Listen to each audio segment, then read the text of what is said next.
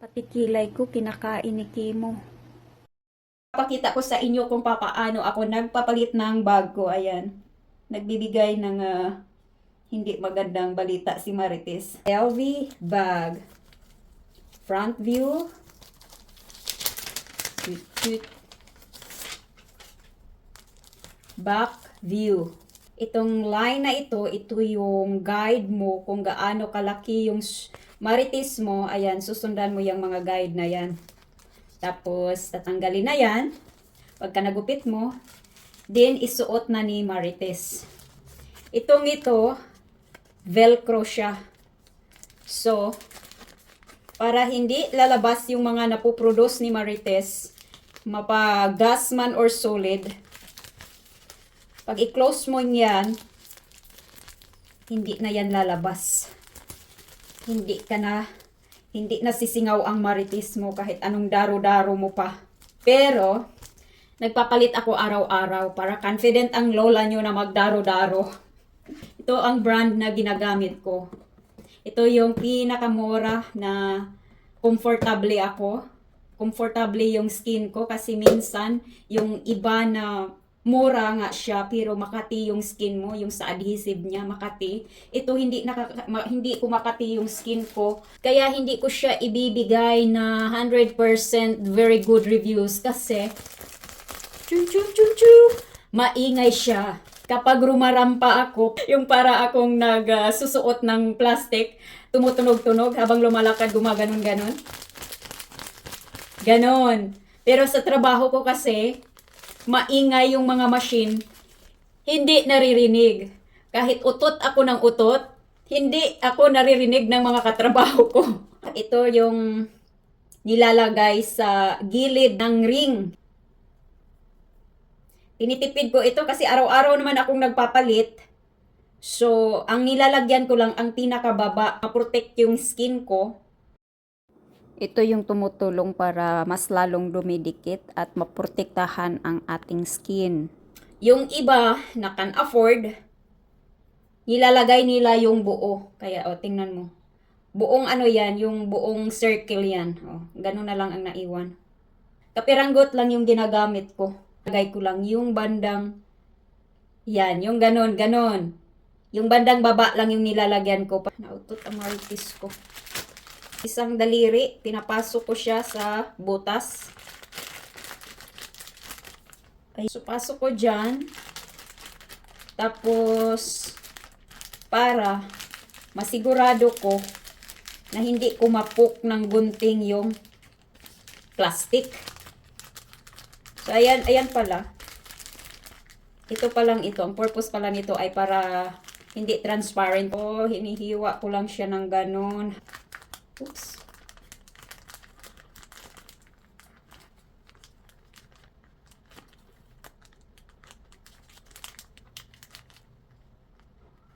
So, yan. Sinusundan ko lang yung line.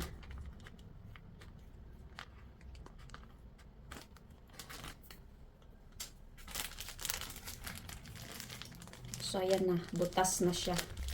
Tatanggalin na natin yung cover. Tadan!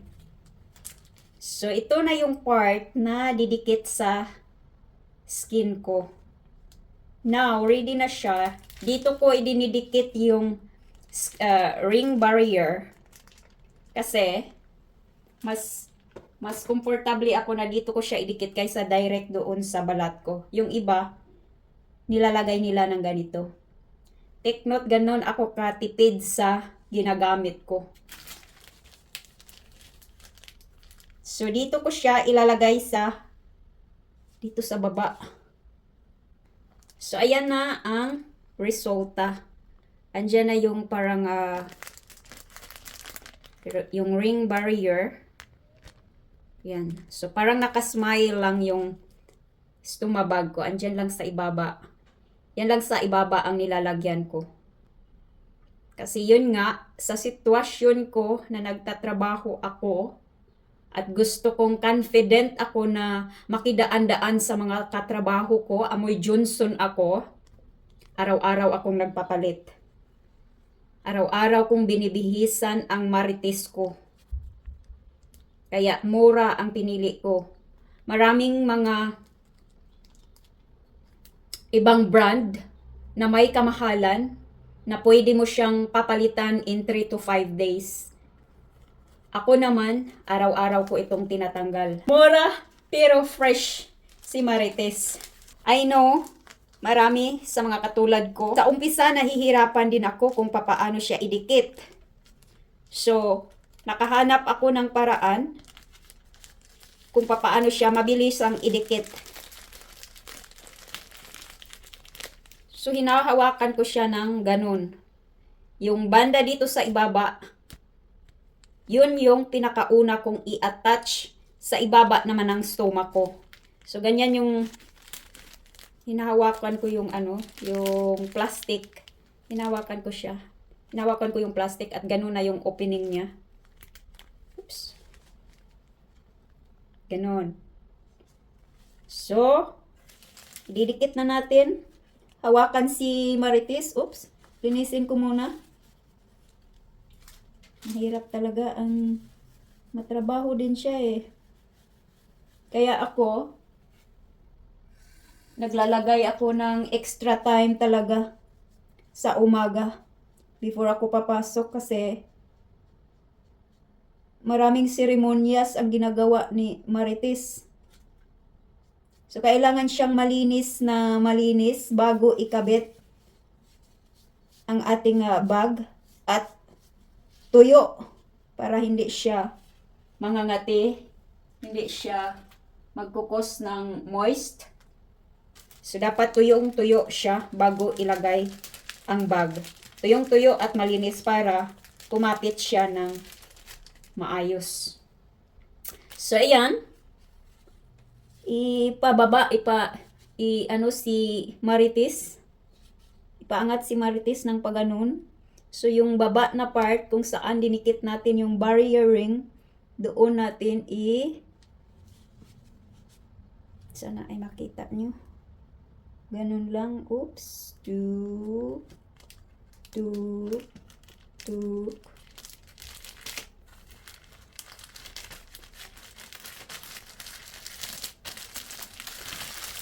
Ganun lang. Yan lang yung gamit ko ni Marites.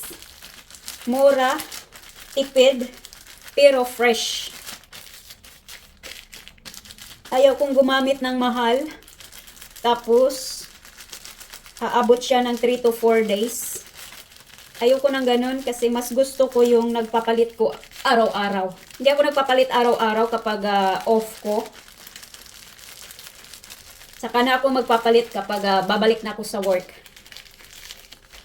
Off ko today, pero nagpapalit ako para maipakita ko sa inyo kung papaano ko siya ginagawa. Kasi merong nag-message sa akin kung ano daw yung brand na ginagamit ko. So, ito ang tinatawag na one system. Yung iba, gumagamit ng two system.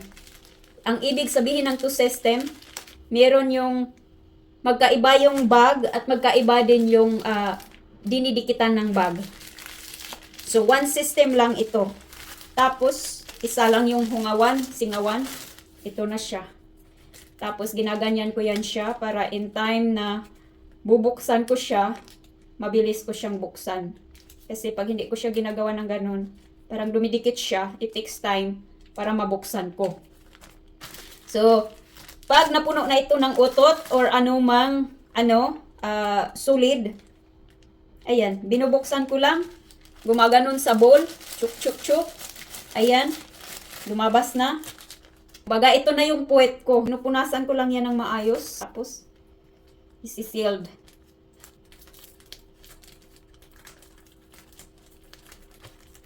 Ayan na. Hawak ko ang bit, hawak ko ang gabi.